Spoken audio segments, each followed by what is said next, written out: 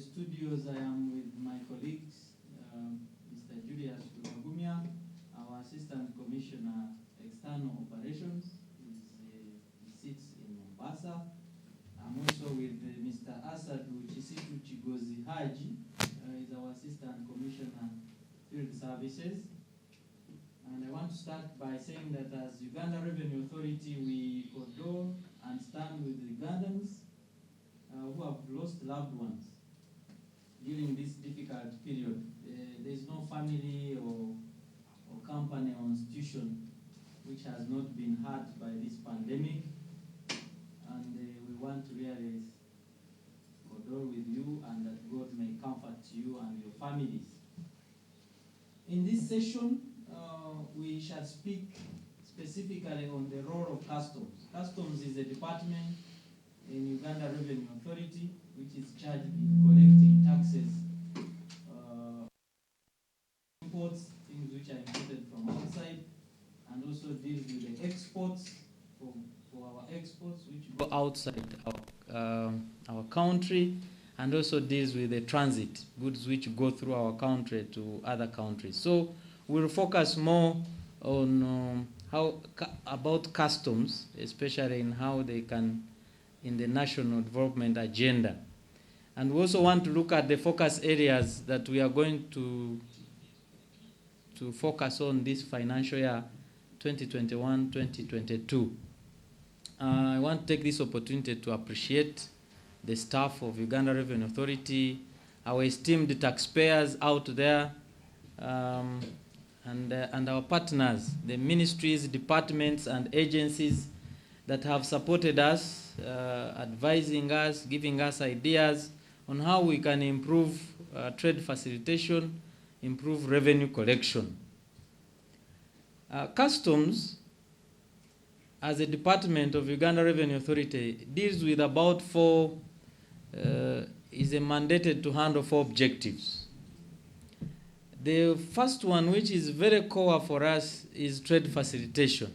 Trade facilitation makes sure that when goods are imported, or they are being exported, or they are being transited through our country, move as fast as possible. So we put systems in place that would help goods move faster so that they don't stay in the supply chain for long. So that's one of our key role that we play as a department of URA. But we also focus on protection of industry and society.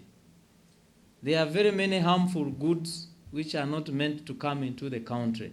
So we have a whole division of enforcement which deals with restricted and prohibited goods which are not supposed to come. And most of the time, these bad doers want to access the markets through different places, porous borders and the others.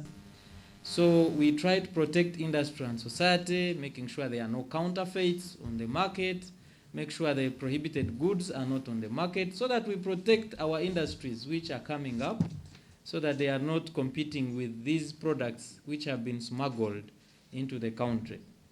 But also, we do revenue collection. We mobilize revenue. We have a big target as Uganda Revenue Authority of 22.42 trillion that we are supposed to collect. And of that amount, customs collects 8.14 trillion. So you can see we contribute a big chunk of revenue, especially from import duties, and the rest of the money is collected through our domestic taxes. So if we do well on the customs side, as goods come in, we are sure that domestic taxes will be able to also collect the remaining part of the revenue. We also do partnership with the ministries, departments, and agencies for effective implementation of these roles that we play as customs. But the key ministries that we work with is the Ministry of Finance, especially on tax policy. We also work closely with the Ministry of Trade, especially on removal of non-tariff barriers and managing of the borders. And we work with all these people at our borders. And as you realize, we have interfaced with them on our system. We have a system called the Uganda Electronic Single Window, And all these ministries, departments, and agencies now are able to work with us online. They have access codes, and we exchange information, permits, and certificates before they export. Already we are partnering with Uganda National Bureau of Standards. We are partnering with the Uganda Coffee Development Authority. We are partnering with the Ministry of Agriculture, Animal Industry and Fisheries. We have the National Drug Authority, so many others whom we are working with. At the regional level,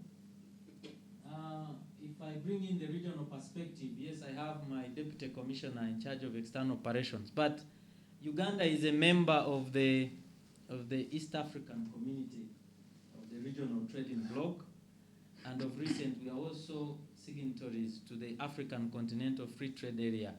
So URA is implementing some of the policies that have been agreed on by our presidents and our ministers that cut across the different countries, and especially in the regional integration policies and frameworks. We have agreed at a regional level at East Africa to have same processes. We call them the single customs territory processes for clearance of goods, right from the port of Mombasa to Kampala, from Dar es Salaam to Kampala, even if you're going to any capital. So in East Africa, we've agreed to work harmoniously. We have the same law and regulations. We have the East African Community Customs Management Act that governs all the countries that are in the East African community. We have shared tax policies, and we have interfaced our systems. So our systems speak to each other. And as you're aware, we have deployed our staff in these places, in Mombasa, in Dar es Salaam, in Nairobi, Kisumu, all over. My colleague Julius will share more on this on the regional perspective. When we look at what we intend to do as a department of Uganda Revenue Authority, Customs is, or the Commissioner General on 9th of July talked to us and gave us direction on where we are going. Of course, his emphasis was more on how to increase the tax to GDP ratio to up to 16%. So we have to really do everything possible by leveraging on data and technology and making sure we have a motivated workforce and staff and the people that we work with, especially the clearing agents who start our process and the bankers and the others. So we are going to do a lot of continuous business process re-engineering and automation, because if we automate now, it becomes easier to quickly serve our clients. This will ensure consistency, will ensure simplicity. We're also going to reduce compliance costs and improve efficiency. And of course, at the end of the day, we want to improve service delivery. So we are going to do a lot of automation, especially in cargo management. When cargo is coming, we should be able to monitor how it is coming, how it is stored, and how it is getting out. So that is an area we are going to using our bonded warehouse systems as well as link it with system. We want to do real-time data exchange between the bonded warehouse and our systems, and this one is going to be given priority before the first quarter ends. We've been having a lot of cargo, especially during this pandemic of COVID-19. People have not been picking their cargo because of the lockdown. So a lot of cargo is stored in our bonded warehouses. So we think by coming up with a system called the Bonded Warehouse Information Management System will help us manage the stocks that they get out and go in, and there is no loss. So it does automatic reconciliation to avoid any unscrupulous people who may want maybe to take goods without paying taxes. Because as I speak, 70% of the cargo imported into Uganda is kept in bonded warehouses. So this is a focus area for us. And we're also doing enhancements, of course, with our system to work with our sister department, the domestic taxes, to make sure that the IFRIS and the digital tracking systems are interfaced with the customs system so that it is a seamless flow of processes. We are also going to deploy non-intrusive inspection scanners at all our one-stop border posts. We've already installed at Busia, we have already installed at Malaba, we have already installed at Mirama Hills, we have installed at Mutukula, we have installed at Elegu. Elegu is the border with South Sudan, Mirama Hills on Rwanda side, Mutukula on Tanzania side, and then Malaba and Busia on the Kenyan side. So this non-intrusive inspection equipment, they are scanners. They do scanners and they give us images, and we get to know what we are putting in that container. So it becomes easy for us to even not waste your time as long as we know what we have put in that container. We are also going to increase electronic cargo monitoring of cargo. We use what we call electronic seals, and we fix it on the container as the truck is moving right from the port, Mombasa and Dar es Salaam. So we monitor you as you come to make sure that where you told us that you are going is where you will be going. Now, this system is interfaced by all East African countries. We have even extended it to the Democratic Republic of Congo. So we are going to enhance.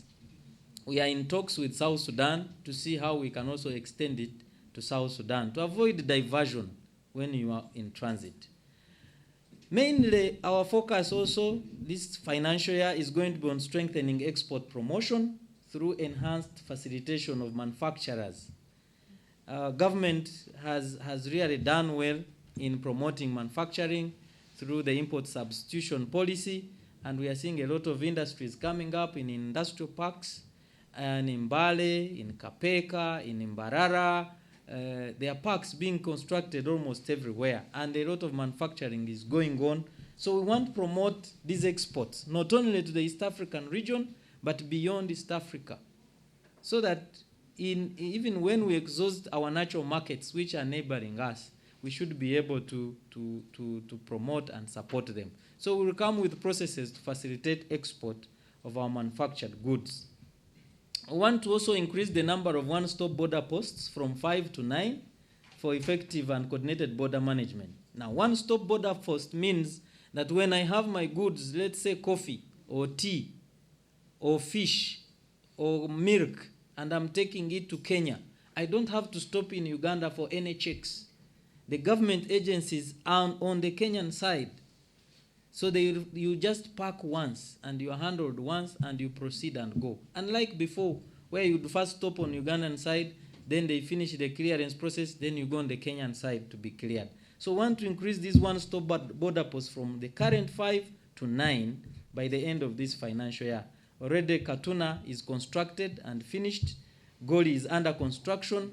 Mpondwe is under construction. And then Busia is finished, Malaba is finished, Mutukula is finished, Elegu is finished, and Mirama Hills is finished. We also want to, in this financial year, to increase the number of government agencies on the single window platform. We recently were number 12 in ranking on ease of doing business because of this platform as a country. And if we can increase the number from 22 to 30, I think we'll even reduce it further to even 0 or below 10. So we also want to increase the number of authorized economic operators from the current 84 to 100 by the end of the financial year, and this is going to boost compliance. Authorized economic operators are companies which have decided to open up and allow us to check whatever they are doing without hiding anything. So far we have 84 in Uganda, and we want to increase them to 100 so that we don't waste time on them. We give them VIP treatment, and they cross and they clear their goods. Lastly, we are going to enhance gender-based trade facilitation. From our statistics, we have realized that women are involved in cross-border trade. So we want to strengthen the clearances at the bus terminals, the clearances at the airport, the clearances at the courier centers to support women as they trade across borders. We are going to give them space in these one-stop border posts where they can store their goods. We are going to give them space on and train them, training rooms, and train them on how to cross, on how to declare and make sure they are not cheated as they do business. And we are going to partner with many NGOs and other development partners like Trademark East Africa, in making sure that we promote women in trade so that all the produce that we produce is able to be exported out of the country. I want to thank you for making time to listen to us and be with us at this live tax launch.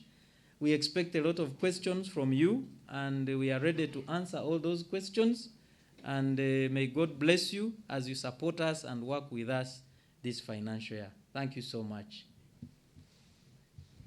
I want to request that my deputy, the Assistant Commissioner Field Services, can come in here and make some, and also speak to us. Thank you so much.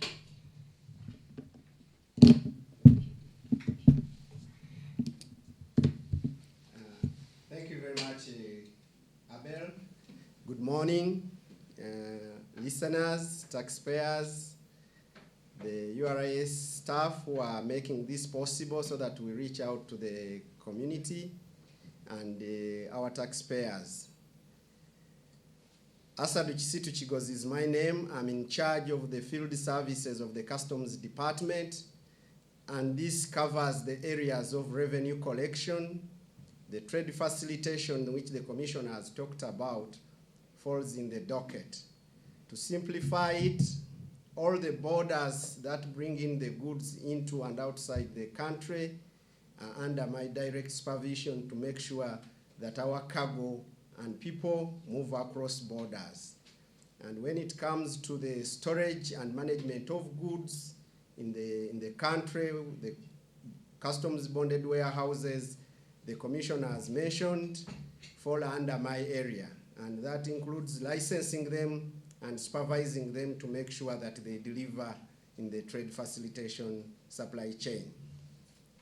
The revenue collection, the document processing center, where the assessment and making sure that right taxes are collected on the goods and whether the documentation has been submitted as required for clearing in and out of the goods out of the country are done under the area that I supervise.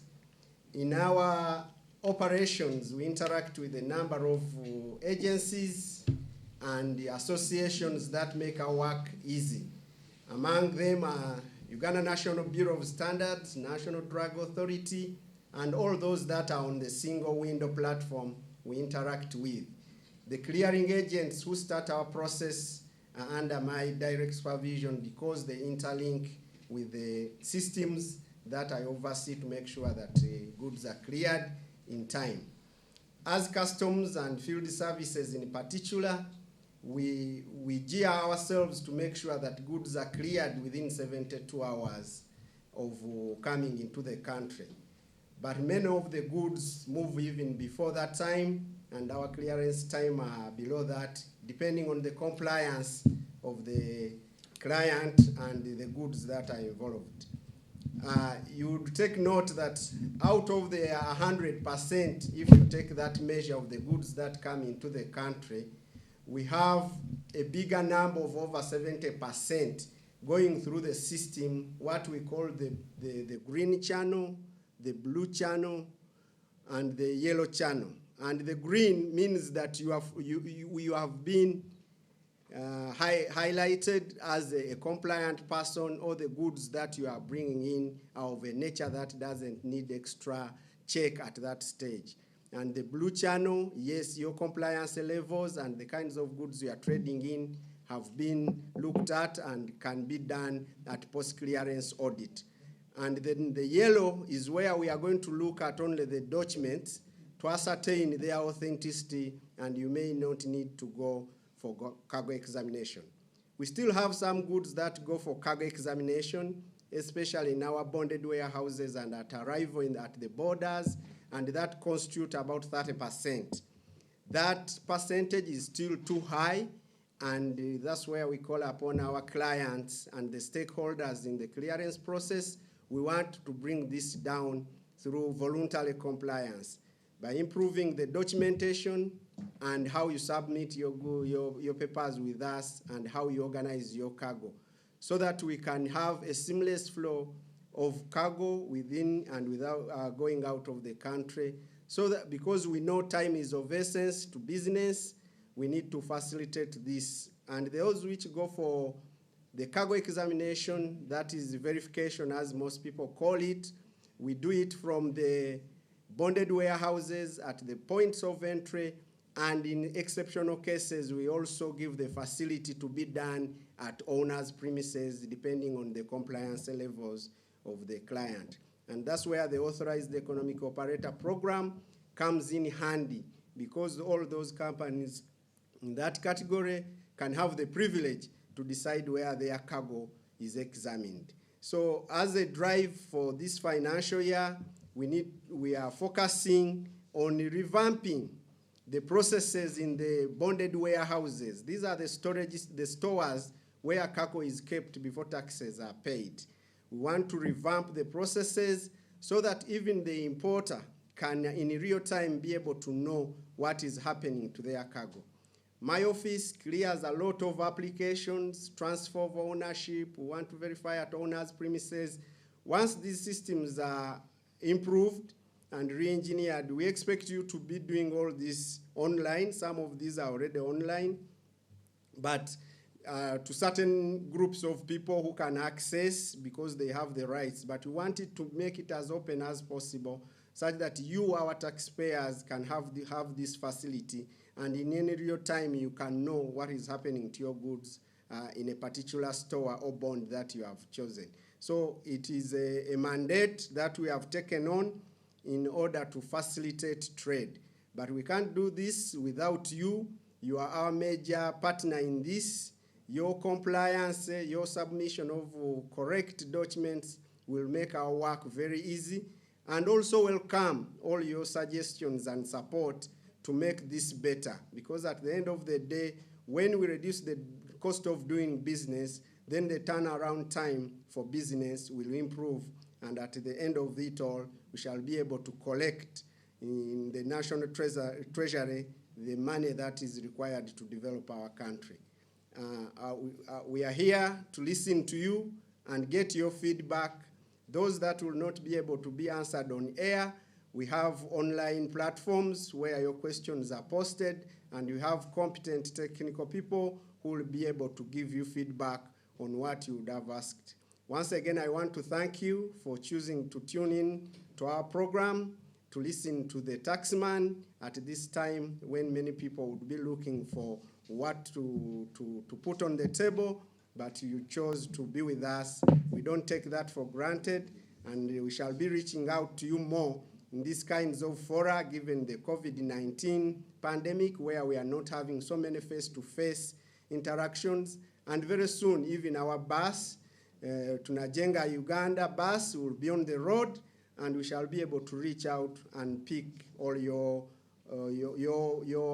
issues and your suggestions to make revenue mobilization for our country easier. Thank you, and now I welcome my colleague, Julius Rubagumya, to make his remarks from the regional perspective. Thank you once again.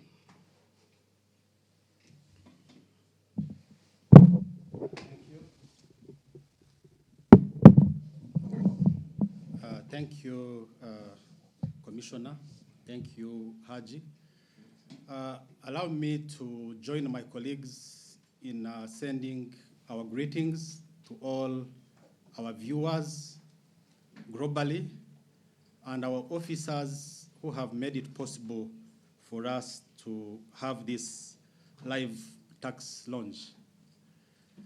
As you've heard, dear partners, dear viewers, we come to you at this very moment, at the beginning of this new financial year, to have a discussion, to have a consultation on how best we can serve you better. My colleague, Asadu, has given it a perspective from, an internal perspective. I would like to come in and share with you, our dear partners, viewers who are intending partners, on our regional perspective. In 2013, dear viewers and listeners, we, as a country, we were given an opportunity by the neighboring states, or we reached an agreement to operate at the regional borders, that is at the ports of Dar es Salaam and ports of Mombasa. And what informed that was the disadvantaged position that we were in and we still remain in as a hinterland, as a land-linked or landlocked country. By then, the economic situation was not facilitative at all. It would take over 18 days for an importer, a Ugandan importer, to get his cargo moved, handled, and cleared, get to Uganda. At the port itself, the dwell time was over 10 days. Then when you set foot on the road, it would even take more than another week or so because there are many challenges, non-tariff barriers. We had over 15 roadblocks, web bridges, mention them. But with the visionary leadership of our head of state, with the negotiations with the other heads of state in the region, we started the single customs territory. And to us as a country, this was a game changer. It actually demystified the landlockedness of Uganda. And why do we say so? As a country, we reduced the time it used to take for us to get our cargo from 18 days to a record 3 days. This has been a surprise every time we've got many neighboring African and non-African countries come to benchmark with URA and with the region. How did we do this? Because it's not easy. However, we did not do that alone. We did it with you, our partners, the clearing fraternity, the National Logistics Platform, and the entire private sector. Yes, change is always not easy, but we painstakingly took this journey of faith, and it paid off because reducing from 18 to 3 or 4, between 3 and 4, is a huge step in the right direction. Our transporters, because we used to take almost a month to get our cargo in the country, you'd find the transporter making one round trip between the port of Mombasa and Kampala. But because we've reduced this, with your support again, we are able, we've seen studies have been done, and we've seen our transporters making 3 round trips. And many more changes have happened. We've reduced the clearance cost. You used to make 6 transaction documents between the port and getting cargo to your shop or your stores. This has been reduced to about between 1 and 2, depending on the clearance regime you prefer to use. So to us as a country, this is a game changer. This is something that has happened, and we thank you, and we come here to assure you that we are not there yet. Yes, there was a World Bank report, for instance, in 2016, which was applauding the initiative, appreciating that we've reduced the cost of doing business by 50%. To be specific, that report is called Connect, Compete by World Bank of 2016. But are we there yet? No. Yes, as a country, we celebrate these achievements, but we would like to handhold each other and look at the issues that are affecting us as a country. Principally, our deployment in those partner states, as the Commissioner has said, was largely to facilitate trade, was largely to address the pains that we've faced as a country. Yes, we have celebrated part of the journey, but we are saying we are not yet there. We are talking of all these initiatives that we are doing as a country to turn our country, to balance our trade, and have an export-led economy. So that's why as a country, we are paying critical attention to our exports. We've simplified our export regime, like the import regime. And in the same direction, we have reduced the clearance time from about 7 days to 3 days. But away from that, there are many things that we know you know as our partners. We want to know you more. We want to know your business and understand it so that we see how we can facilitate you better. There are many things that are lined up, as you are aware, the East African crude pipeline on the Central Corridor. We know most of you listening in, we are positioning ourselves as a country to participate in this. And as URA, we are ready. We want to engage you on how we can facilitate you better. We are going to do more deployments, reach out, and see how we make it easy to trade, and most importantly, for our exports. From the export angle, when you look at our competitiveness as a region, I know we've been having issues when we did SCT. The other issue has been we wanted our agents to clear right from the ports of the first ports of entry. And we've been having a challenge of capacity in terms of having the capacity to deal with the shipping lines, the revolving fund. I have the good news that there is an international company that has started at the port of Dar es Salaam, which is issuing an insurance to you as an agent to deal direct without having to go in as a third party.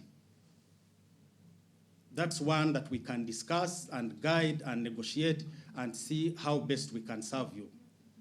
In summary, we are saying as a revenue authority that don't suffer it alone. Let's get to know the issues. Is the issue with KRA? Is the issue with KPC? Is the issue with the Roads Authority? How do we approach them? How do we make it easy for us to get our imports here in the shortest possible time? We are celebrating 3 and 4 days, but some other countries that are far from the port are doing it even in a day or two, and we have no doubt in our minds that with these strategic developments, like the SGR, we are going to hit that mark. On the SGR note, as you are aware, we got the link between Mombasa and Naivasha, which has cut the movement time almost by half. As we talk, there is a link between SGR, Naivasha, and a place called Longnot. That's where the SGR joins the MGR. Works are underway, and the project is going to be handed over by end of August. So what does that mean to us as a country? It's yet another milestone that you can rail your exports right from Namanvi, from here in Kampala. You rail it to Malaba, rail it to Longnot. At Longnot, it's transshipped to SGR and then railed to the seaport. What else are we doing to simplify? As you all know, most of you, the exporters and forwarders, all exports, when they are leaving the region, especially through the port of Mombasa, all exports have to be scanned. And on some occasions, our exports have been delayed, but discussions are underway. We are interfacing our non-intrusive machines at the border of Maraba and Busia with the machines, the scanners at the port of Mombasa and Dar es Salaam, that's Mtukura, so that when we scan once, we exchange that data so that someone can seamlessly, right from the border here, go and have his cargo shipped. You might wish to know where we are to support you better. We are spread over in the region. We have presence at the port of Dar es Salaam. We have presence at the port of Mombasa. We are located, we have offices in Nairobi, Nairobi ICD, the Central Business Center, Nakuru, Eldoret, Kisumu, Naivasha. And we are very flexible. We are informed by business. As I told you, plans are underway to deploy and facilitate our importers and the business community on the central corridor leg because of the pipeline. And some parts of Bukoba, as you realize, we do get a lot of produce from that part of the region, and we want to bring services nearer. So we hope that with bringing those services nearer and coming back to you and having discussions on how we can even make it easy to serve you, we are going to even make, first of all, our exports very competitive, very competitive.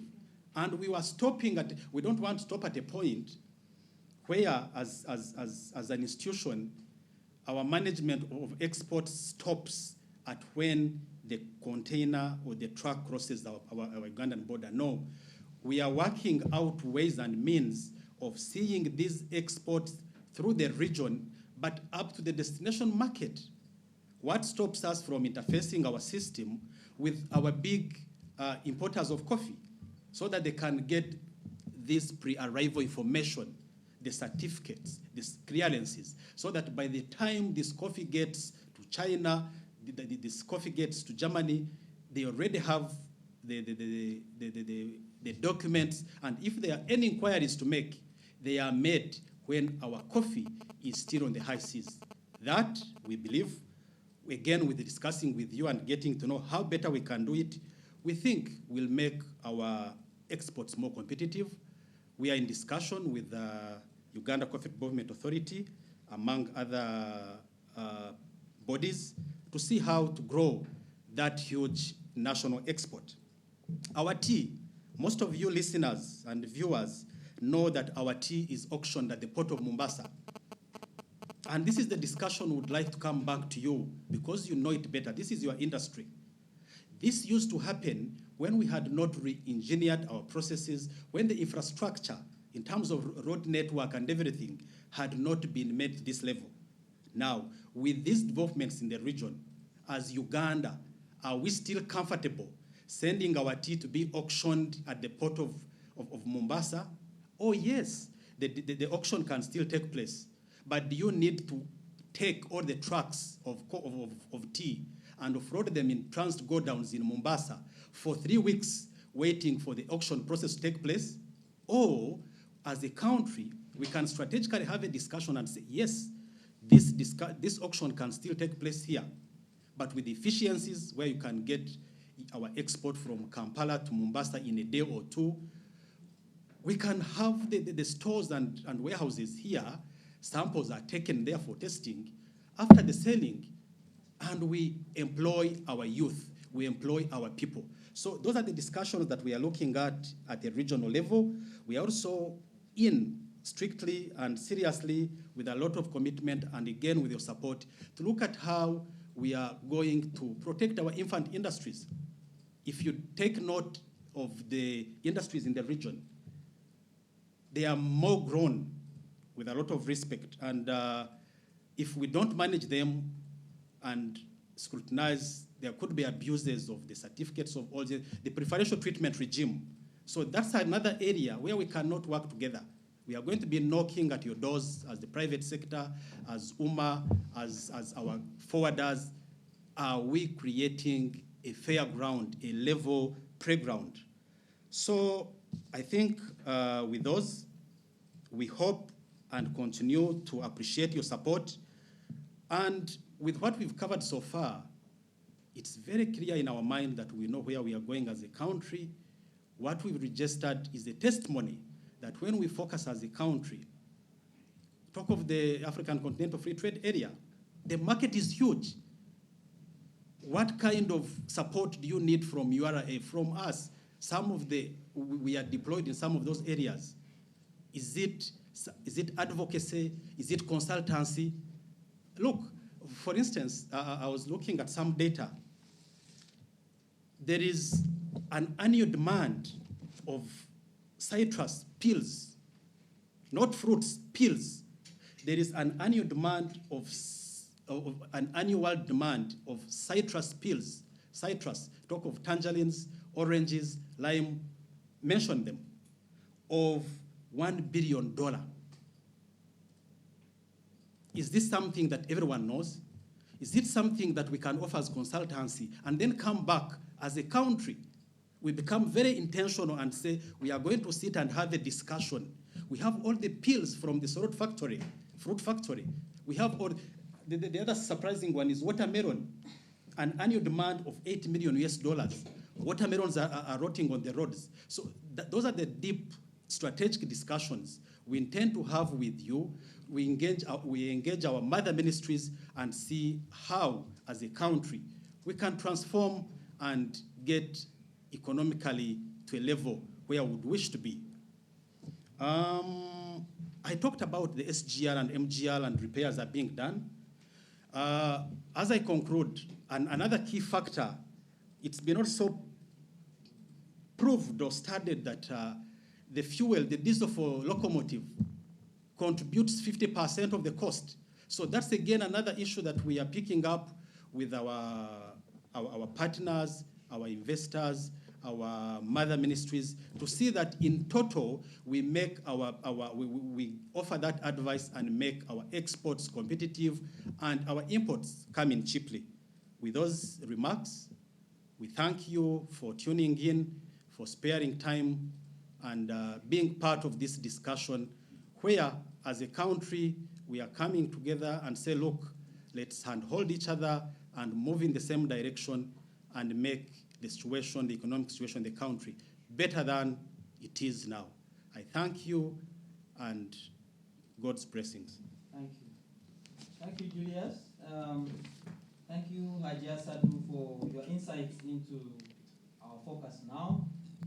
You realize we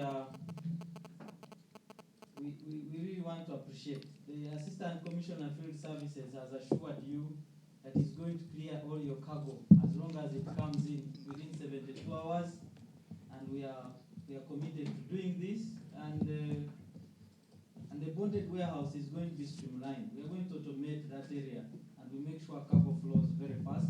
We are also going to do a lot of facilitation of our exports. Already there is a Guru Logistics Hub, which is under construction, and the President was there the other day, His Excellency the President, to launch it. Construction is ongoing and is on schedule. Hopefully people will use all the produce that is produced within the country to access neighboring markets. So as URA Customs Department, we are going to do our best to facilitate your exports into these natural markets. The market in DRC, Democratic Republic of Congo, is still there. We have not exhausted it. South Sudan is there.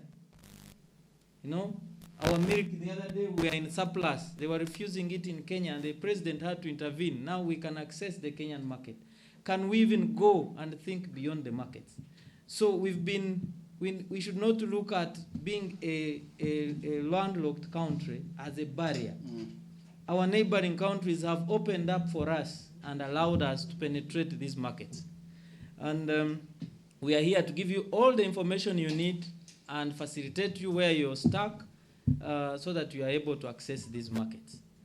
Now, you realize, like I told you at the beginning, that customs collects only about 23% from a few items that give us import duty: petroleum, textiles.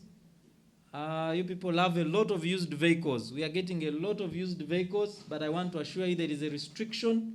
Please, when you are importing this vehicle, bring a vehicle which is not older than 15 years. We will not allow it to be registered. That is what the law says in the Road Traffic and Safety Act. Then a lot of garments. We get some taxes from textiles, and then we also get taxes from shoes. We get from construction items and food items. So you realize that the number is reducing, and we are receiving a lot of imports with raw materials and intermediate goods now, which shows that our industrial base is growing and a lot of manufacturing is taking place. So I want to thank you, Asadu and Julius, for bringing the regional perspective into and encouraging Ugandans that we can compete. We have a lot to compete with other countries, both in the region, in the continent, and even beyond the continent. And of course, our ministries and departments and government is ready to support export promotion. I want us to listen to you if you have any question.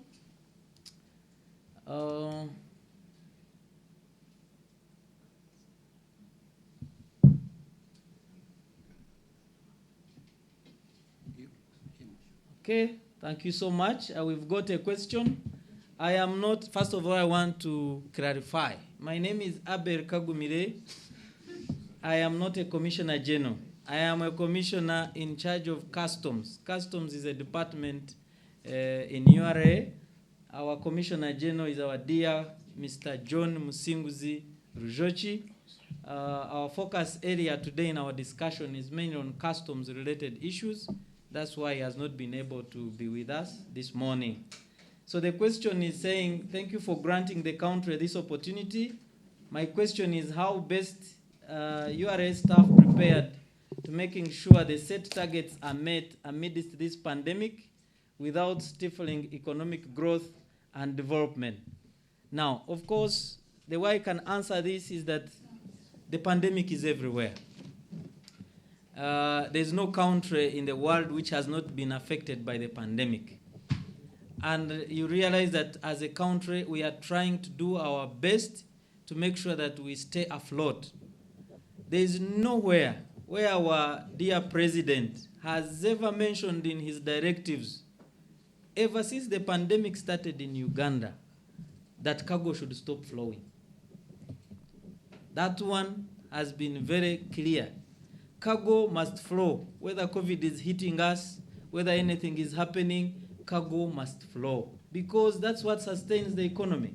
So that means factories remain working. So production continues. That's why our people have not gone out with food. So that shows that production is going on. And I want to thank government and our head of state for looking at that. Because if you stop cargo from flowing, then we shall starve, we shall not manufacture, nothing will go on. So at strategic level, I think the president was wise to allow cargo to continue flowing. And in that process, for us as URA, we kept at our borders. Malaba kept flowing, cargo is still coming in. On a daily basis, we receive 1,100 trucks coming in from out of the country. On a daily basis, we allow 800 trucks to cross and go. Some are loaded with our exports, about 300 trucks. So that shows the economy, yes, we are faced with a pandemic, but we can survive. We can survive. And in terms of revenue collection, you need to know that last financial year, yes, we had a target of 21.6 trillion, but we managed to raise 19.2 trillion. And the growth was one of the best in the last 4 years, within even a pandemic. So we want to thank Ugandans that even when we are faced with a challenge, we started looking inward. We started looking at production inward, and we are able to raise to the bar. People are much involved now in agro-processing. People are much involved in making sure that we export more. People are much involved in making sure that we produce. So I'm sure as a country, we are in the right path in managing the pandemic. Hopefully, if we get vaccination and our people are well vaccinated and we have a good number vaccinated, the economy will get back to normal. That is the way I can answer that question, and thank you for raising it. Thank you, Commissioner Abel, for that response. I want to assure our clients and the public that the URA staff are prepared to serve you in this pandemic era. A lot of business models have changed, a lot has come on board, and we are all in class in this particular time. But as URA, our staff have been equipped to make sure that they facilitate trade to continue even during this pandemic. What have we done as URA to prepare our staff to make sure that they continue serving you? All our online services are operational, they have been enhanced, and everyone, wherever you are, even in your sitting room, you are able to reach out through our different services delivery models. And in that way, by being accessible through those means, especially online means, we are able to serve you and have the cargo move or answer your queries in any area. Secondly, some of our staff are working from their homes. They have been equipped with the laptops and the data so that even when they are working from home, the services continue. But as the commissioner has said, customs is one of those people who cannot, some areas cannot work from home. You cannot close a border and operate from home. All our officers are deployed normally at all the business centers of customs in the country and even in our regional offices, such that we continue to serve you. We interact with the cargo and the importers, so that has continued and will continue to be enhanced. And even as we revamp the cargo management system, all this is geared to make sure that our staff and our clients are prepared to continue serving in this new era of the pandemic. Okay. Thank you. Thank you. Thank you. And in terms of offers that we are handling within the pandemic, if you really cannot, because we know we are in a lockdown for the last 42 days, so we allow you to warehouse your cargo.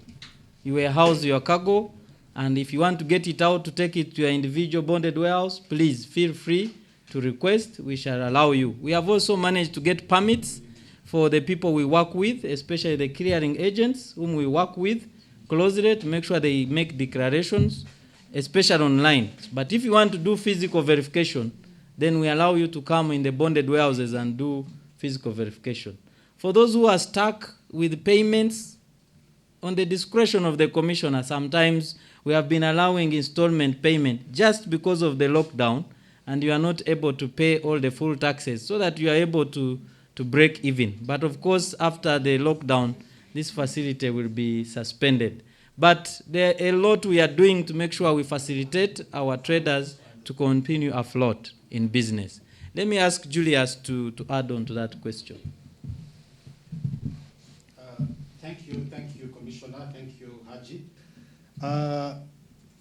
I think mine is to appreciate that question, which is a very, very pregnant question. But again, we are saying, in the same line why we are here this morning, we are going to engage you because it's not entirely about us, it's about us as a country. Because you know your business better than us. So we are going to engage you, we are going to engage the private sector on how we can support you. What kind of support?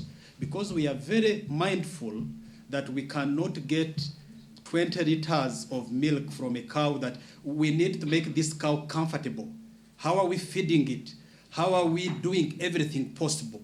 And that's the partnership that we need from you, to engage you, to get that advisory on how we can together hit this mark. Thank you so much. Okay, thank you, Julius. I think there is another question which has come up from Gashom. Why is it mandatory for importers to hire clearing agents, even if one is able to clear his goods? 2, why, if my goods get lost in the ICD, who takes responsibility? Now, on the first one, the law does not say that it's mandatory that you must hire a clearing agent. There is a provision for self-clearing. But most times, I don't know why Ugandans have not exploited that facility. If you look at companies like Mukwano, they are under self-clearing. Companies like roofing, they clear for themselves. But Ugandans still prefer to use this middle person called a clearing agent to help them do a declaration. So I want to request you, Gashom, if you're really stuck maybe with your agent and you want to self-clear, there is that provision. But clearing agents are licensed by the Commissioner Customs. And there are those who are doing a very wonderful job. But there are a few who are really spoiling that industry, and we are trying to do our best to come up with key performance indicators to regulate their business. Every year we license clearing firms, they are about 600, and we put them in the media, in the print media, in the newspapers, for people to know whom to deal with. But we still get cases of people, especially in Chikubo and everywhere there, using a clearing agent who is not even licensed. Now, our advice is that please look for a clearing agent who is licensed. We give them annual licenses, and they are answerable for that license, and we give them key performance indicators on what they are supposed to do. So they are there. If you want, we can keep on publishing, so that they are responsible for your cargo when it is within customs control up to delivery. But if you still think you can't work with those licensed clearing agents, there is a provision where you can do self-clearing. Now, the other second question on whether if goods get lost in the ICD, who is responsible? The person responsible will be the owner of that bonded warehouse. That ICD is under what we call a bond. They are insured. They have an insurance bond. So if goods get lost there, then the owner of that bonded warehouse is responsible for those goods. Because for us, we sit in that bonded warehouses. Let's say multiple, there's Berore, there's Interfry, there's Livercourt, East African. We just sit there and put our officers there to make sure they manage cargo in that bond. So we work closely with the bond keepers, the owners of these bonded warehouses, to make sure that cargo does not get lost. In the event that it can happen and a container is lost or cargo is lost, the responsibility is squarely on the bond keeper, the owner of that bond, as per the license that we gave them. Maybe my colleagues would want to add something.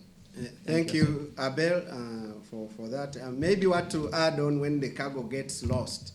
The client who has lost the cargo needs to communicate to the bond owner and the officer who is managing that bond that there is cargo that has been lost.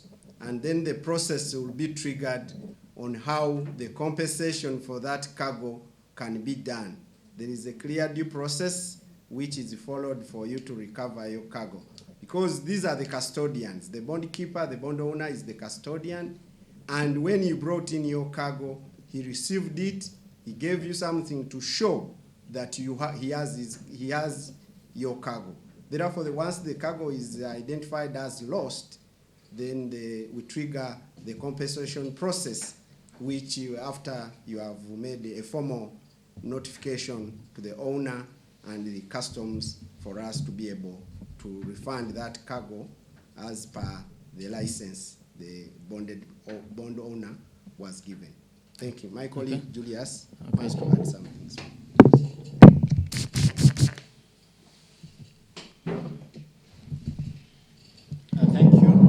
Thank you, Commissioner. Thank you, Haji. Additionally, on the issue of lost cargo, in the past we've had issues where some clients thought that their cargo, their items were lost at the ICD when it was actually short landing. So I'd like also to bring in that angle that we need to ascertain, because then the treatment is different. If the challenge is short landing, then we trigger another process, which then saves you as a taxpayer and the insurance bit. So that's the differentiation I wanted to bring on the table, that if you're sure that it's lost within the bonded warehouse, that's fine, as the Commissioner and Haj have explained, it becomes very clear.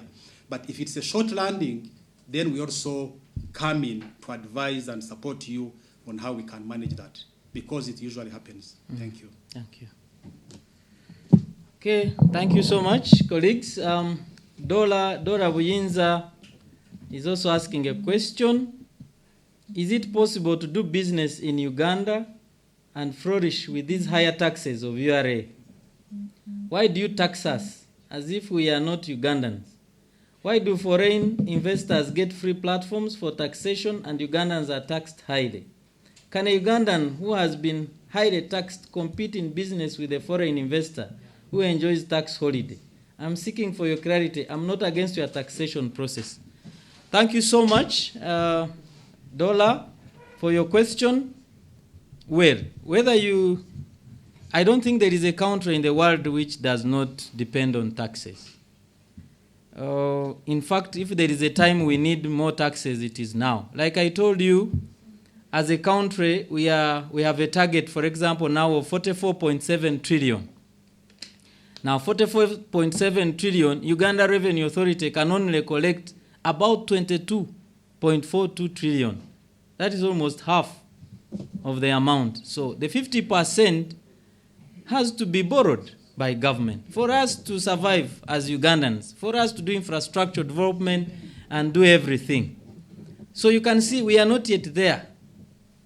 Our wish is that by the end of this financial year or even going beyond, if we can increase the tax to GDP ratio to 16%, we are now current at a paltry 13%. So whether you want or not, Buyinza, me and you, we need to pay these taxes. Ugandans have to pay these taxes for us to develop. So for you to say that the taxation is not fair, I don't think it is. We need to give you more information. When you look at foreign investors, yes, when they come, their threshold for investment is not like for local nationals. The last time I checked, yes, with the amendments. So the foreign investors are given a higher threshold than the nationals. Even the tax holiday is available for every Ugandan, including the foreigners. So my request is that we need to give you the opportunities that you could find with us, that you can venture in, that can allow you get exemptions like the foreign investors legally. Because these exemptions are not available for only foreign investors. They are available for all Ugandans in different categories. You are into manufacturing, there is an exemption. You are into fruit farming, there is an exemption. You are into agro-processing, there is an exemption. There are those exemptions which have been given and they cut across, and we have a whole catalog of tax incentives that are available to Ugandans, both local and foreign. So it's up to you now to choose where you belong, but not to say that foreigners get a tax holiday and nationals don't get. That's not true. All Ugandans are entitled to these exemptions because they are legal. It's just a matter of getting information around them, and we cannot exhaust them in this platform now, but you're free to come to us, go to our website. There is you download the tax incentives. You will see a category for locals, Ugandans, nationals, and foreigners. And then you see how to exploit them, including even the thresholds. Both are domestic taxes and even customs. Thank you. Thank you, Commissioner, for the answer on that.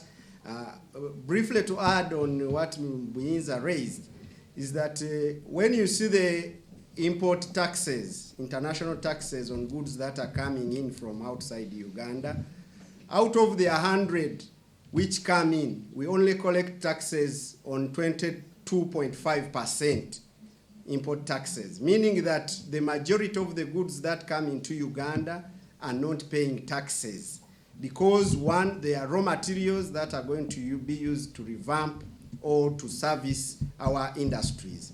Secondly, Uganda is promoting import substitution and export promotion. That is the drive of the country.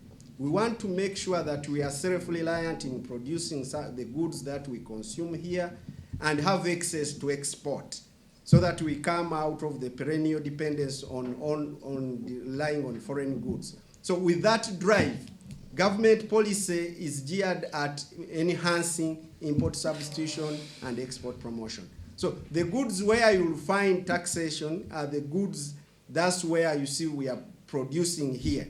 And once the policy is to promote import production here, the taxes are slightly higher so that we can encourage our people to consume Ugandan products. The bubu promotion.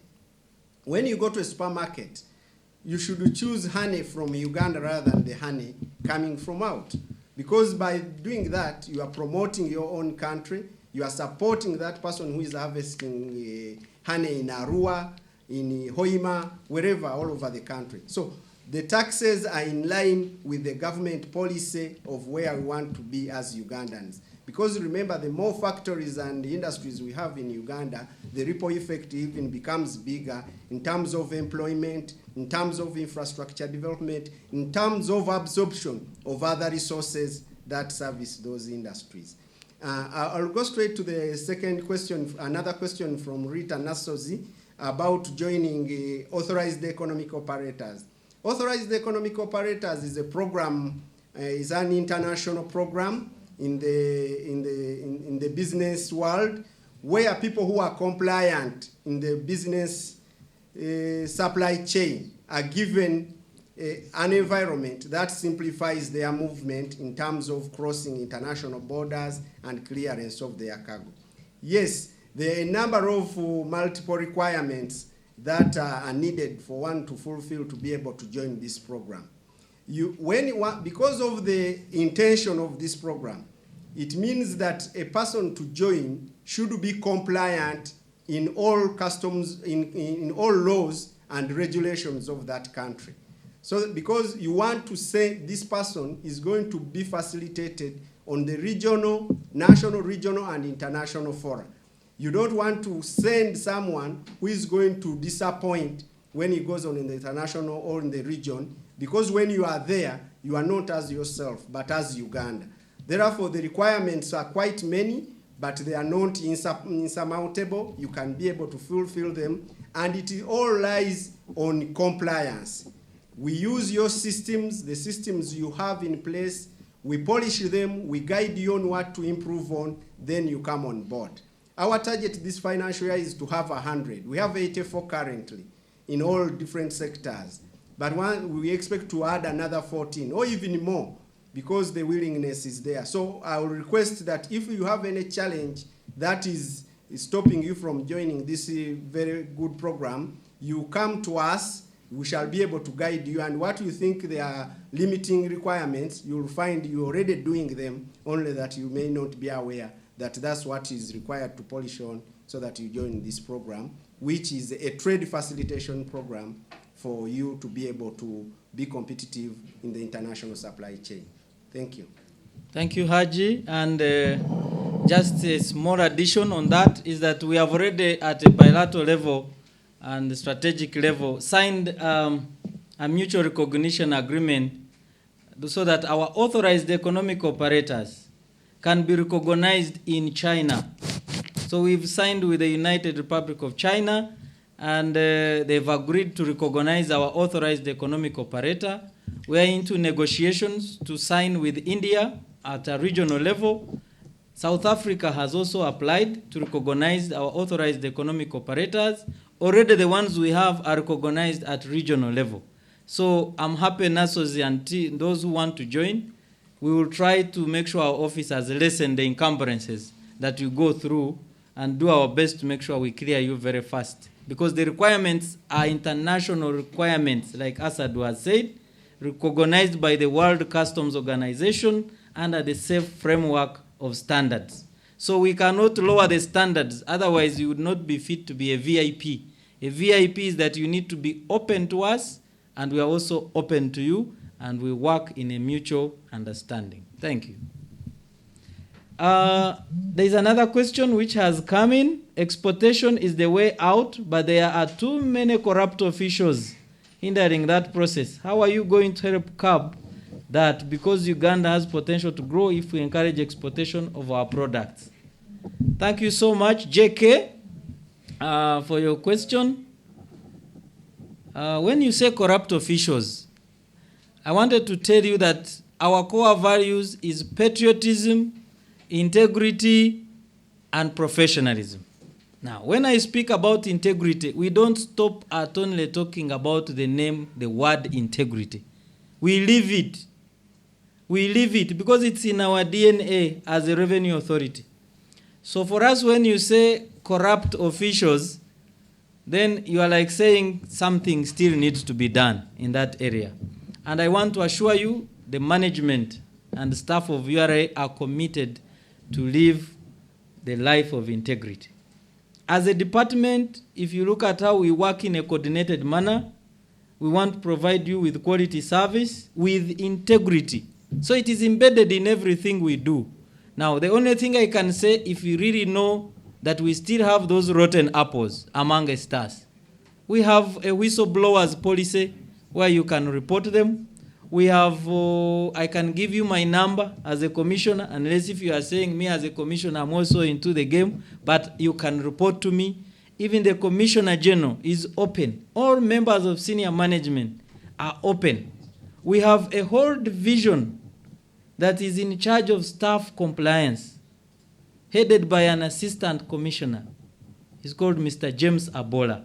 If you have any issues, please report, because we are not tolerating. It is zero tolerance to corruption. So if you have anyone you know has distracted you in exporting your goods through the process, please let us know. Let us know, and I can assure you we are going to deal with that, because we have decided as an organization and staff to go that path of working with integrity. And it should not be seen in us in everything we do, from top to bottom. And that's the assurance I can give you, but you can report. Our lines are open. There are office lines. There is also the toll line that you can report to. Thank you. Yes, Julius, could add on. Thank you, Commissioner. To our dear partner, I think JK raises a pertinent issue, and as the Commissioner has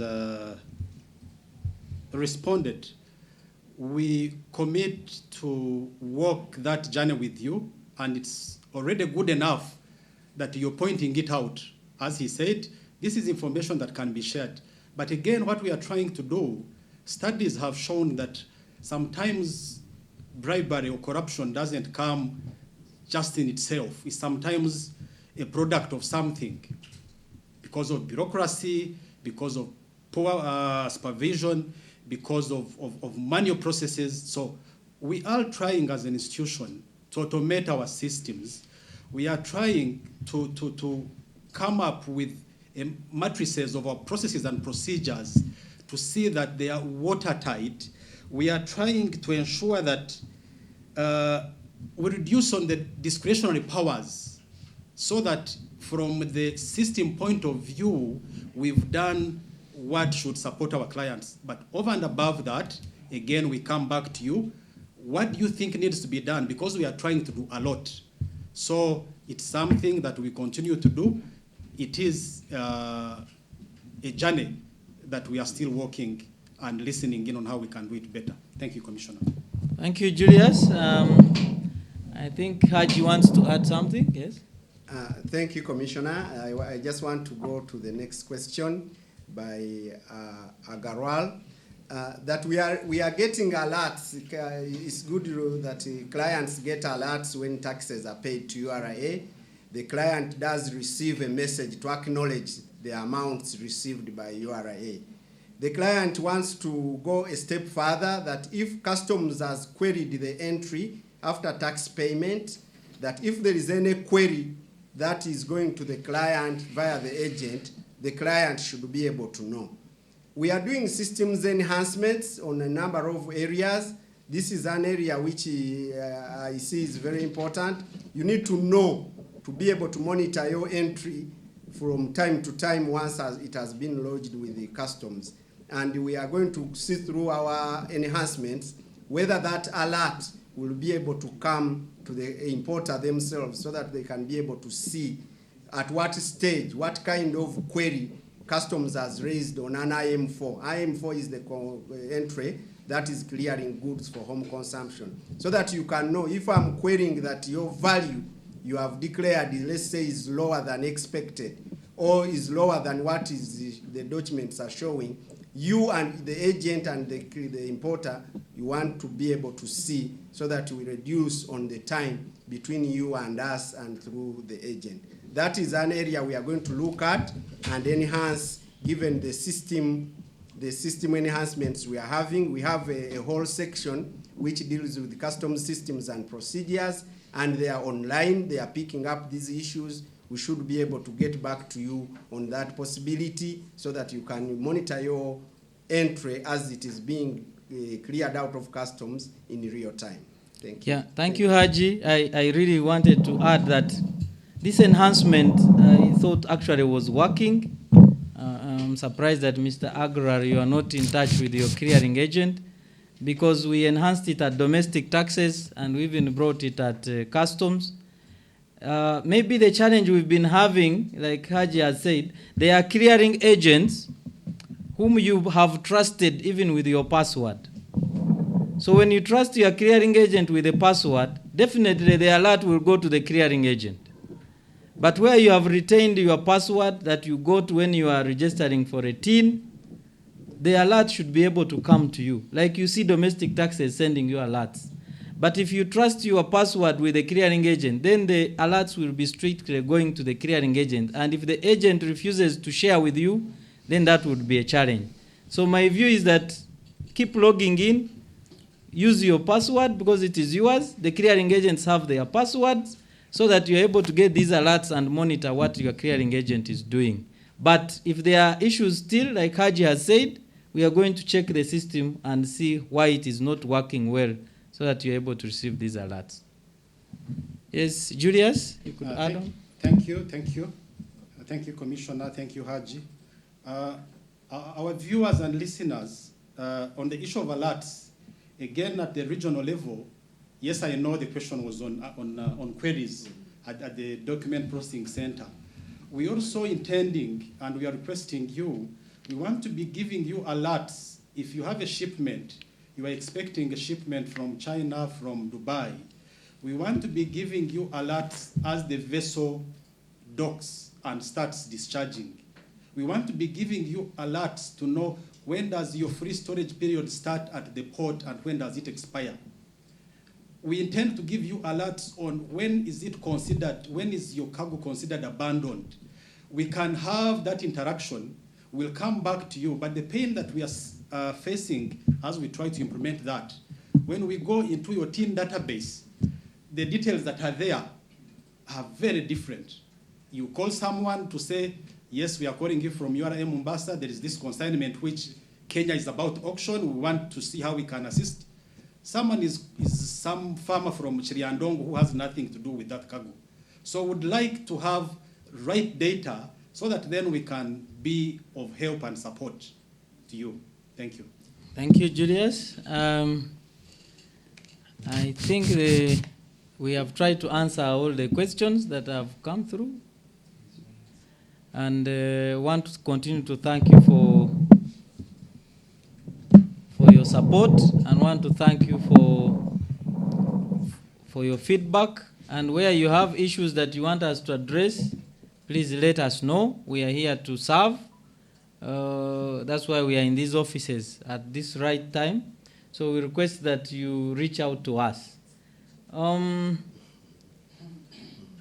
Someone is asking from Bushenyi Prince. Someone called Bushenyi Prince is asking, talk about the new taxes in clothes. They look so abnormal, yet our internal production capacity is very low. Is there any hope that those duties will be reduced? Well, my comment on that one, Bushenyi Prince, is that the URA implements government policies. And by the time they come up with rates, it means they have gone through all due process of government. So at the tail end of implementation, URA is just supposed to implement what has come from Parliament and what has come maybe has been assented to. So currently the rate is 35% of import duty for textiles, or $3 per kilogram. Then for garments, it is 35% import duty or $3.5 per kilogram. So that's what we are implementing effective 1st of July, 2021. But I'm aware there are some people who are not satisfied with this new tax, and I think they are making progress the way they are following it up. Definitely as implementers, we may not give you feedback on how far they have gone, But for us, we continue to do collection and advise government maybe on tax policy. But as we advise government on tax policy, we just show them as we implement these tax policies, some of the challenges that we face in collecting. Like I told you, garments and textiles, our cash cow in terms of customs.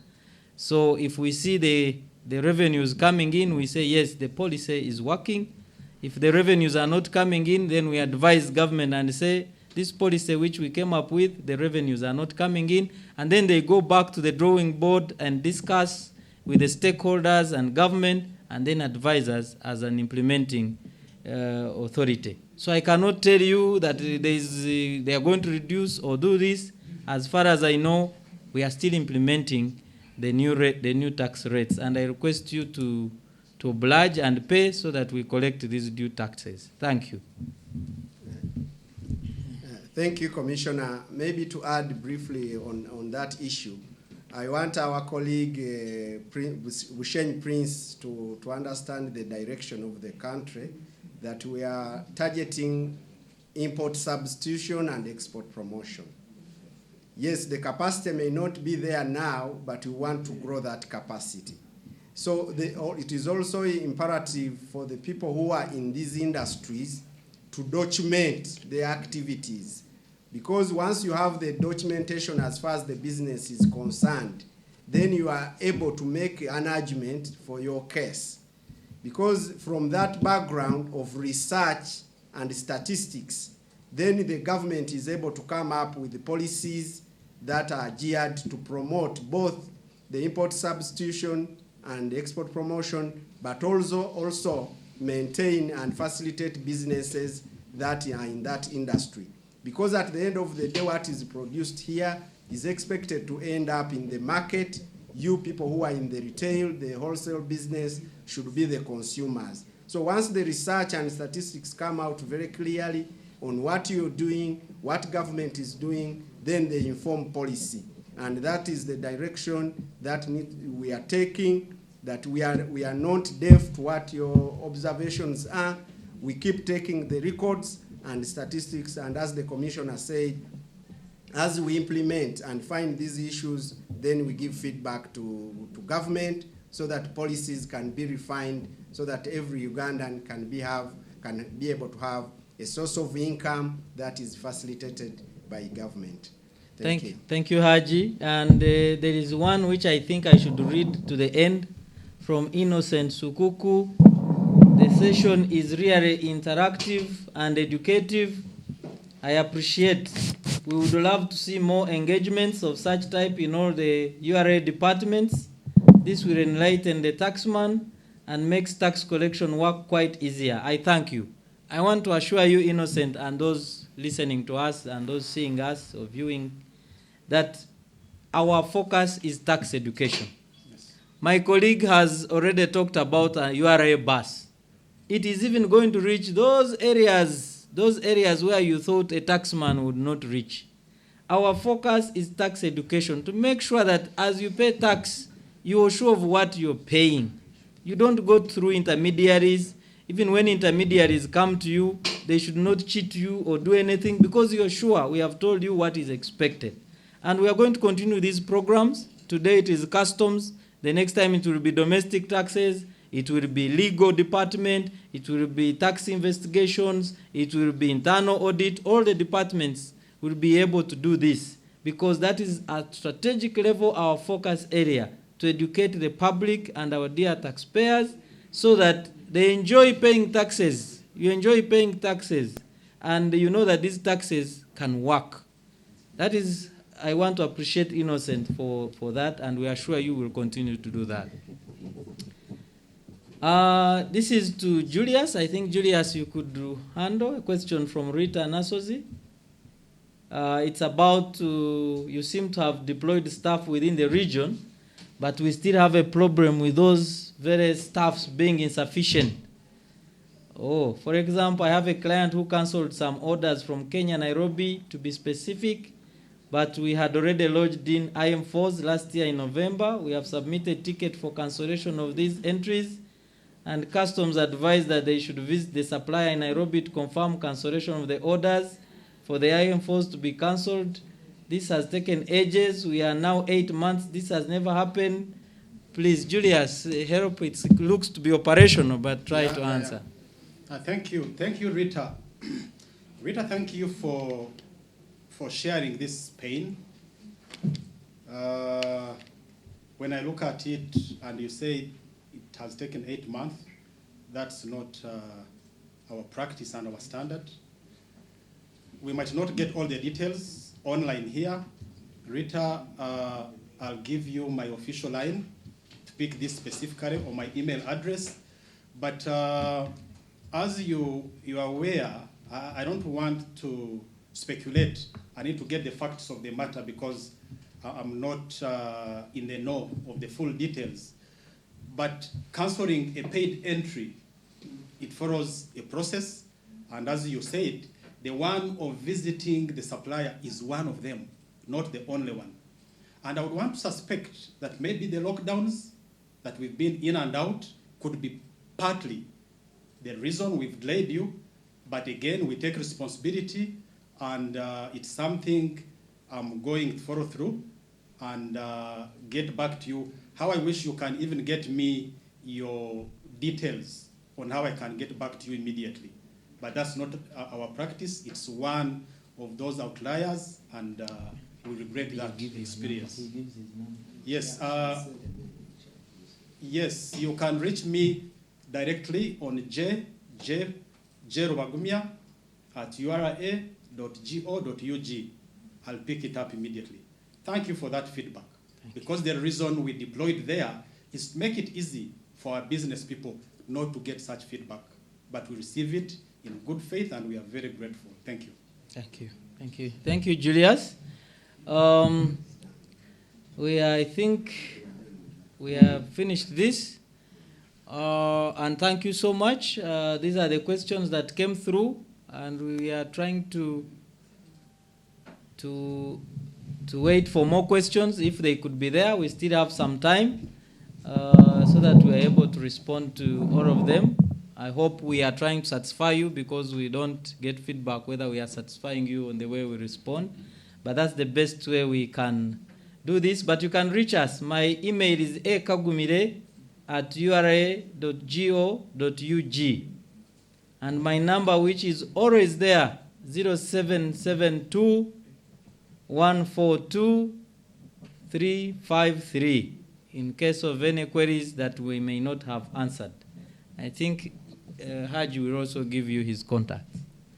Thank you, Commissioner. Thank you, Abel and colleagues. We appreciate the feedback we are receiving from the clients. I'll first answer the question that if a clearing firm that was licensed, for instance, for this year, 2021, but before the end of the year, they sell their company to another. There is and how does one then go about it? There is a whole process of selling off companies, and it is governed by the registration, the Registration Services Bureau.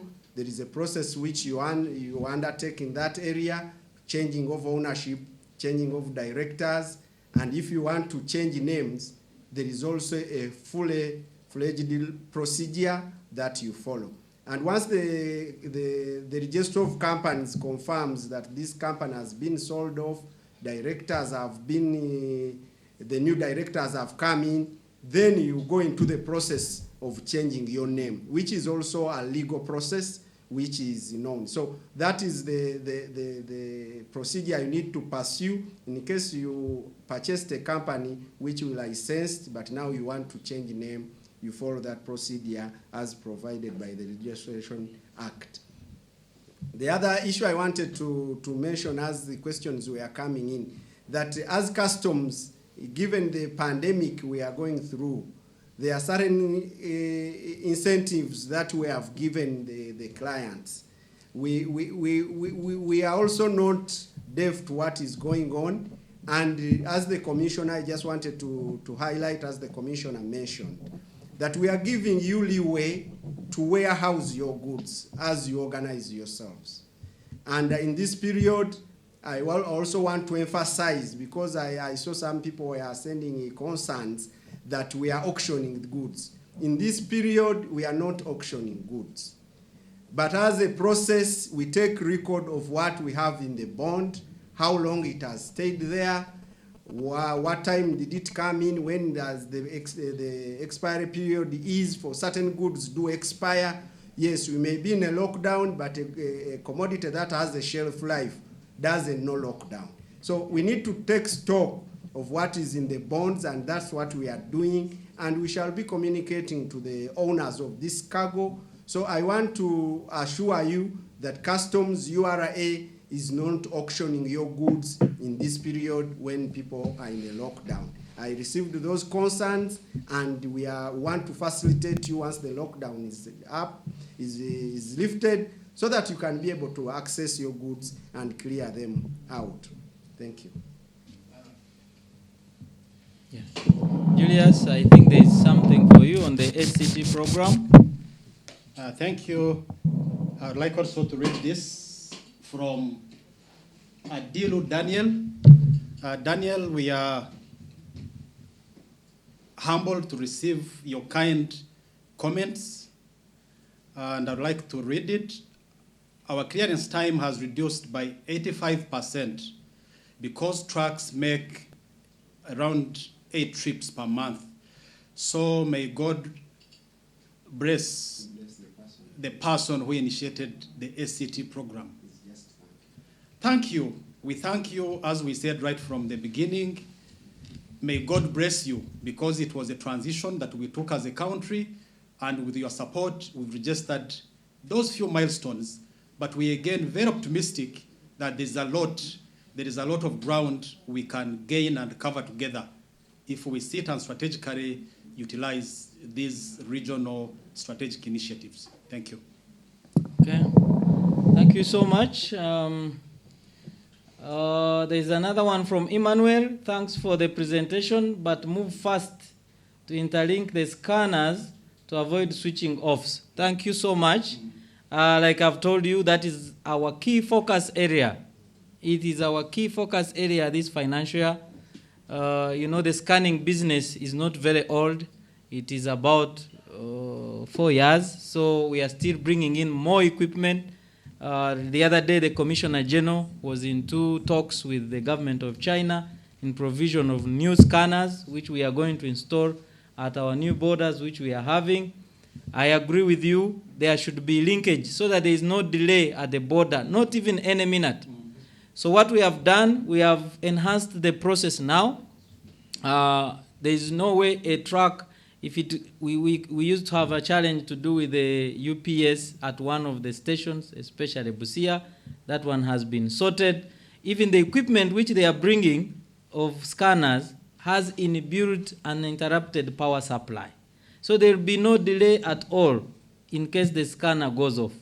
And I also want to assure you what used to cause a bit of delay was that our officers who were doing the scanning at the borders, we would want also do again image analysis. So we have transferred image analysis from the border to the central command center, which we have established in Kampala.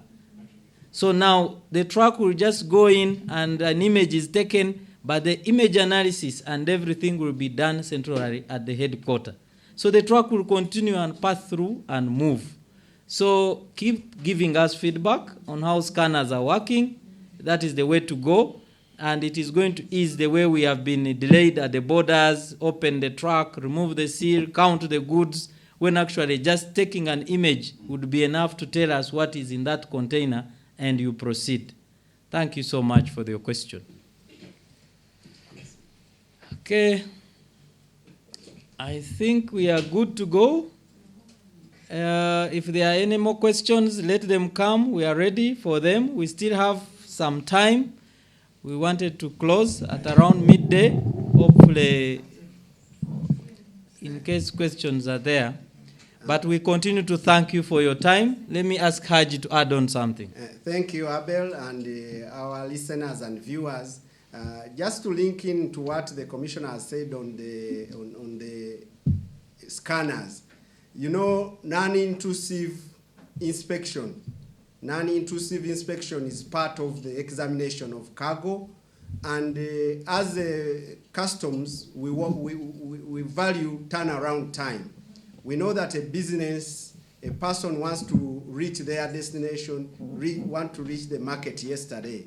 So the non-intrusive inspection is part and parcel of the cargo examination exercise. And it doesn't start only at the borders, but from where Julius sits in Mombasa, in Dar es Salaam, all these areas, goods are scanned. So your customs is working on making sure that there is a linkage between these images received from the first scanner to the last consumer. And once that linkage has been established and put into place, we expect the turnaround time to be faster, because it will inform even my officers who are in the bond, who are at the borders, what kind of cargo that requires physical examination. Some of the images will be sufficient for us to be sure that what you said you have is what is in there. And then you are given a green light. And as we come up with even more technology of smart gates at the borders and all customs areas, then it will be easy for you. You'll find that whereas your cargo was highlighted that it has gone red, you need physical examination, but a report from the image, from the scanner, can be sufficient to tell us that you don't need actually to open this container because the images have already done it. So that is a drive to facilitate you, but what you need to do is that as a client is to make a clean, clear, precise declaration to us. Many of you are ordering goods online, you send your request, then the person who is supplying you loads something else. Get all that information in time from your ship, from your shipping lines, from the people clearing your cargo to come through to Uganda, so that all this information is got in time, so that we are working together to see that we facilitate and improve the turnaround time to have a service delivery to you, and then you'll be able to reach the market in time. Thank you. Thank you, Haji. There's another question from Dola Buyinza, who is a tax agent, and what are the requirements of being one? Yes. First of all, I want you to distinguish between a tax agent in the domestic taxes department and a tax clearing agent in the customs department. They are all agents. They are all tax agents. Now, the one who is a clearing agent is governed by a law under the East African Community Customs Management Act. So there is a section which licenses, gives the commissioner powers to license a clearing agent. Now, this clearing agent is a company which is fully registered by the laws of Uganda. And that company can be involved in logistics or any business they are doing. But that company must have structures which we do inspection of. So we inspect them and make sure that they fit to do clearing and forwarding. That company should be well established to manage people's goods. If I'm bringing 50 containers and I accept to clear them, they should be having what we call sufficient bond worth those goods with the insurance companies for me to be able to clear those goods. That is a customs clearing agent company that we license. That clearing firm or that clearing agent, you may be a director of that company, but you must have staff under you whom we know as URA. So we get to get their pictures, we get to know their profile. What do they do in that company? And we capture them in our database. So every time you get an issue with a clearing agent who is licensed by the laws, the East African Community Customs Management Act, please ask us. We have that database of who the directors are. We have that database of which staff are licensed and allowed to work with him.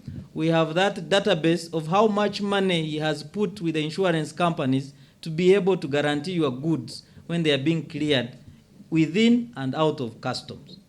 Now, there is the other tax agent again who is working on the domestic taxes side, especially to do with audits, PricewaterhouseCoopers, Ernest and Young, those are tax agents.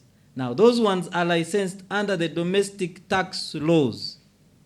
So I think that's the best way I can explain your question asking about the tax agent. Thank you. Commissioner, maybe to add on briefly on that, in the simple terms, a tax agent works on behalf of the client who has employed him to do that kind of work.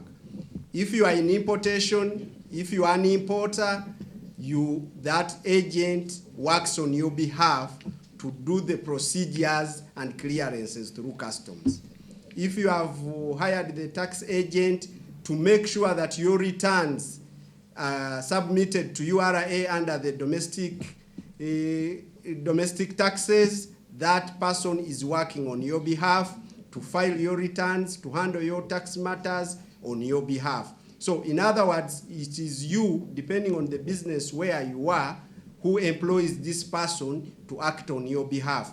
But that one does not take away your right as the person who has employed this person, because whatever they do it on your behalf. If they do a good job, it will be kudos to you. If they don't do a good job, then the punches will still come to you, because you are the principal in this transaction. Thank you. Thank you, Haji. I think there is another question. Rita Nasozi, thank you for appreciating. And continue to follow us, continue to ask as many questions as possible. And I think thank you for appreciating our interaction today. I want to thank you so much for your questions, and I want to say I'm told there are more questions coming through which we need to answer. We can wait for them, but one, thank you for your patience. One, thank you for your time. One, thank you for the issues you've raised, the advice and comments. There is one which we need to answer from Gerard Muchenga, where he's saying that during the pandemic, we have to save lives and practice the standard operating procedures by lessening physical contact. Can we utilize more of non-intrusive scanners and 100% electronic physical examination at borders, entry, Malaba and Busia, especially where IM4s and prepayments have been already done? Yes, I agree with you, Gerard. And as an AEO accredited clearing agent, first of all, we want to make sure that non-intrusive scanners is one of the benefits that you enjoy. Like I told you, these equipments are not cheap. These equipments are very expensive, and Uganda Revenue Authority, supported by Uganda government, has looked at that area of investing in non-intrusive inspection. Those are the scanners and X-rays. So we are going to continue to do this as you have suggested, so that we avoid physical contact and we allow cargo to flow through, because we would have been able to analyze the image and know this is cargo which does not need physical verification. And I want to assure you that even when a cargo needs physical verification and it is maybe a single item, we don't need to open that container. There's no need to open a container of a single item where we have seen the items, unless if we have information that there is concealment. There is something you are hiding, you did not declare on your papers. That's when we go ahead and say, let's open and check. So thank you so much, and we'll continue to use these technologies so that we reduce on a lot of human intervention and we rely on the machines. Thank you. There's another question. I think it is from Power Sesanga. Can an individual get support from URA body when dealing in IFRIS training services, company and business registration, sorts of services? Oh yes, simple, I can answer and say yes. IFRIS is our new system under the domestic taxes. It is interlinked with all the systems in URA, and we are still rolling so many products and companies on IFRIS. Again, if you want to know more on how IFRIS works, yes, we are promoting this. We are encouraging you to be on IFRIS, and we want all the registered companies to join IFRIS. It is a smooth way of collecting taxes without doing a lot of harabaro, running up and you and following you up. We are able to interface with your system at your business, and we are able to collect money swiftly and faster, the taxes. So thank you so much. Yes, it's true. And if you want more information on IFRIS, please don't hesitate to call us on our numbers which we have given, or the Commissioner Domestic Taxes, who is directly responsible for this program. Thank you. Let me take this opportunity to ask my teams to make their closing remarks, and then we'll be out of this place. But thank you so much for your questions and your concerns and your comments and appreciation.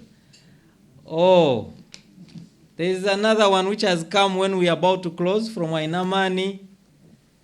How do you handle the issue of a neighbor country buying bananas from Uganda and then they repackage their brand name to be exported on the international market without acknowledging the place of origin? Quite interesting. First of all, when you are sending those bananas to your neighbor, you sent them as originating from Uganda. So they received them and added value. So if they added value to a certain percentage in our laws, up to about 60% of value addition, you sent it as a banana, a raw banana from the garden, and the other person turns it into a flour. Now it changes origin, because basically yours was a raw banana. When it reached somewhere, it turned it to a flour. So it changes even what we call a tariff heading. It's no longer banana, it's banana flour. So when he turns it to banana flour, then he has a right to say it has originated from this neighboring country. So my message to you is that, can you add value to that banana before it goes to the neighboring country? Because you are like promoting the other country in the process. So government is doing everything possible to make sure that you add value to the raw products that we have, or else people will keep owning what does not even belong to them. That's the message I can give you. Thank you. I want to take this opportunity to thank you. We are concluding, and I want to ask Julius to make his concluding remarks. Thank you. Thank you, our dear partners. Thank you for sparing time to be with us and show the interest, because the feedback, the discussion, the interaction that we've had in the last 2 hours or thereabout shows the level of interest, and we are very, very grateful. From the external perspective, as we said in our discussions, we look forward to have more deeper discussions to see, as the Commissioner said in his earlier comments, how do we penetrate our seemingly natural markets? To start with DRC and South Sudan. What can we do together with you? With Uganda Airlines coming on board, like other jurisdictions that have done, how do we bring that into the picture, that we align our national resources to be of benefit to a country? There are some legs that Kenya Airways takes, not because they are passengers, but they're intentional. They are taking their cargo there. So I think that's the discussion we are going to be having to deepen our strategic interests in the region and beyond. At a regional level again, we are talking about our service delivery. How do we give you a delightful experience? There are some services like pre-arrival. We are going to reach out to advise, to hear from you. What do you need from us? Or what do we need from you for you to get your cargo pre-cleared? By the time your cargo gets at the port, you're ready to get your truck loaded and you move. For instance, these ports, especially Mombasa, where we get over 80% of our cargo enter the country, they give us 9 days free storage period.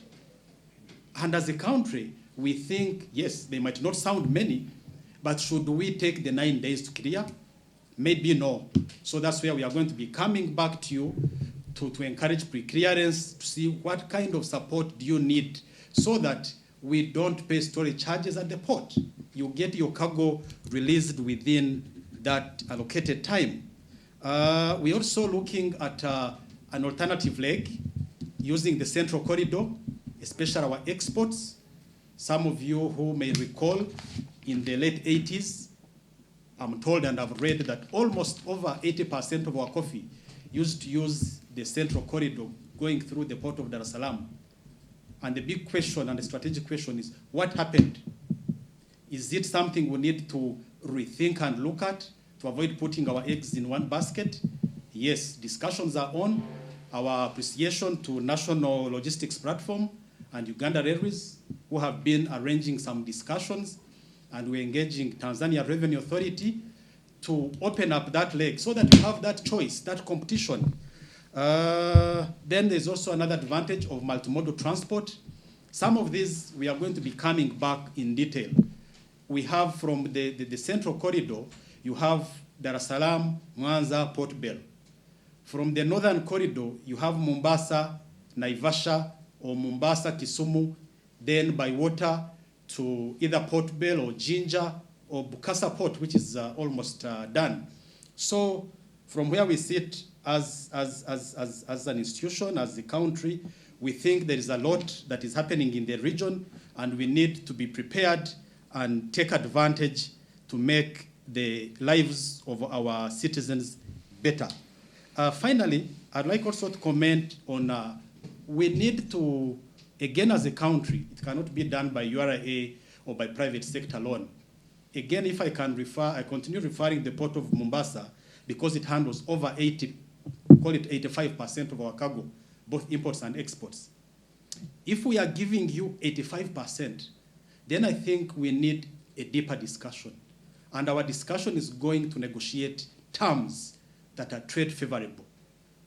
You cannot be importing through the port of Dar es Salaam 1% and you are enjoying the same benefits as Uganda, which gives you 85%. Again, we'll come back on that front and have a discussion. As I said, we thank you for the support, the fuel sector, who are online, members online. We want to deepen this discussion. We want to make it easy to keep our country wet without any delays. We've negotiated a lot with KPC. Some of you might not even recall, but if my mind recollects well, it was the last Christmas of 2014 when, as a country, we ran short of fuel on Christmas and started people hoarding and buying. Someone might not appreciate why this has changed. It's not by coincidence that when we rolled out SCT in 2013, by 2014, because of a lot that was put in that, we secured our country and we've since been wet. So those are the gains that sometimes we don't realize, but as I said, there is a lot that we can do and make our exports competitive and make the lives of our people better. With those remarks, thank you again. We look forward, again, as external operations, we might be hard to physically get in touch, but we are going to use such platforms and engage you, and in a very sector by sector, so that we pick an issue if we are dealing with fuel, if we are dealing with used car dealers, so that we pick an issue, run with it, and come back with feedback or further guidance where we need your support. Thank you, and together we have no doubt in our minds that we are going to make the lives of our people better. Thank you, and God bless you. Thank you, Julius. Ambassador, we call him Ambassador because most of the time he is out of Uganda and he represents our interests in the region. Thank you so much, Ambassador. Haji. Thank you, Julius. Thank you, Commissioner. I want to also add my voice on thanking you, our clients, especially those who have been tuned in to this program. We can't do much without your support, and we are in this together to develop our mother country, Uganda. We take each and every feedback as important, and with your suggestions and support, we know we shall be able to deliver. We may not be there yet, but we are on the right track. And we are here to serve you as our clients, as people who have chosen to be in the service industry. We are living to that objective, to be a service-driven organization, to listen to you and be able to handle your matters to satisfaction. We need your feedback. Don't sit back and suffer with the problem. We are here to provide solutions together. From what you tell us, we get solutions and we move together. As customs, we want the goods to flow seamlessly. We have given our target 72 hours. You should be out at most, but most people are going before that, and that will be better for our economy. The exporters, we are targeting that area very seriously so that we can promote our exports. We want to get that money from the markets in the diaspora. We want to promote our industries to better their products and get the export market. We are going to support you through the industrial parks, the hubs that are coming up. Use us, use those hubs, reach us on the different fora, and we shall be able to give feedback. The physical interactions are limited given the conditions we are in, but we are going to continue to reach out to you through these forums, our Facebook pages, Twitter, you name it. We are going to be there. Your questions will be received and your concerns will be answered in the different forums. My office receives a lot of communication from the clients. We are doing our best so that we clear those concerns, those requests, so that you can be able to do business. Thank you very much. We wish you a happy new financial year, and we want to continue working together so that we develop our mother country, Uganda, and we pray that this pandemic comes to an end and people are able to go back to normal business and be able to support our country. May God bless you. Thank you. Thank you, Haji, and thank you, our listeners and partners. Just to tell you that Uganda Revenue Authority has been given a target of 22.42 trillion, and this is part of the 44.7 trillion which the government needs to run its programs. And we need your support to raise the 22.42 trillion. We cannot collect it on our own. We are going to partner with you as our key stakeholders. And we've come up with the initiatives that I think are going to help us do this. The IFRIS, Electronic Fiscal Receipting and Invoicing System, under the Domestic Taxes Department. The digital tax stamps for our manufacturers, please join. We have the Regional Electronic Cargo Tracking System, which is going to facilitate movement of cargo from the ports to the inland, and the non-intrusive inspection, where we are going to limit a lot of physical interaction with the goods, and we use scanning. We are installing smart gates at all our borders so that the vehicles and everything are captured electronically. We have also alternative dispute resolution. We don't want waste time in court. We don't want waste time in court. Please, if you have issues with URA, come on the negotiating table. The Commissioner General, the new Commissioner General, has said this is the way to go. Instead of spending 4 years in court, come and tell us your issue. It is allowed. We'll discuss and come up with an amicable solution in an alternative dispute resolution. We encourage voluntary compliance. We request you to comply voluntarily. We don't have to penalize you. We don't have to charge you interest.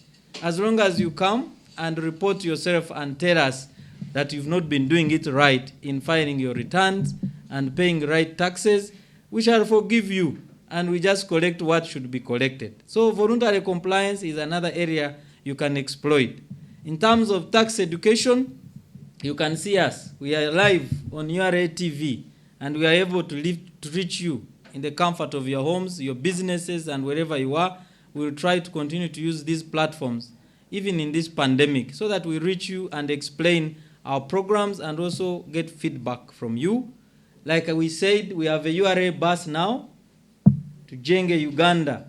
To Jenge, Uganda, it's on the move, and it's going to come to all those corners in the whole country. Please make use of our staff who are on that bus to get feedback and register to pay taxes. Lastly, I want to say, tuna lengo moja. Tuna lengo moja means we have one mission. We are in this together. We have to get out of economic dependence. We have to be independent economically. And we want to work towards the 44.7 trillion so that we stop begging. It's bad to beg. We want to stop begging. And as Ugandans, pay your taxes. If you pay your taxes, we'll get out of this. We don't have always to beg for this money. And we promise you we are going to do our best to make sure that we work with you. We'll make sure we work in an efficient way to make sure that we collect this money. So it is because of you, that Uganda looks the way it looks now. And there's a lot that has been done. And we pray that God will enrich you, will bless your businesses, will bless everything you're doing that you touch, that it will prosper, that everything will work well, and we strategically collect this revenue for our country. Thank you so much for listening to us, and may God bless you.